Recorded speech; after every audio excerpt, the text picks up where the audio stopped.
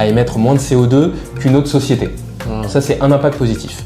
En revanche, les émissions de CO2 économisées, ce qu'elles vont réussir à capter, c'est dans quelle mesure aujourd'hui le produit que je crée va avoir un impact sur la réduction de mon empreinte carbone future, dans quelle mesure il va réussir à décarboner à la fois mon activité, qui plus est mon secteur d'activité. L'exemple que je donne tout le temps sur ça, c'est le ferroviaire. Le ferroviaire, c'est hyper intense en carbone. Construire des rames, des chemins de fer ou autres, ça émet des gaz à effet de serre de manière assez importante.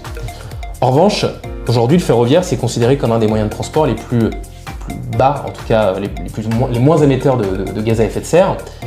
Donc si je construis des chemins de fer et des rames aujourd'hui pour faire rouler des trains dans 15, 20, 30 ans, en réalité, ça va permettre des économies de CO2 futures parce que potentiellement, toutes les émissions prévues du transport aérien et du transport automobile vont pouvoir être reportées sur un autre mode de transport beaucoup plus durable finalement et beaucoup moins émetteur de gaz à effet de serre.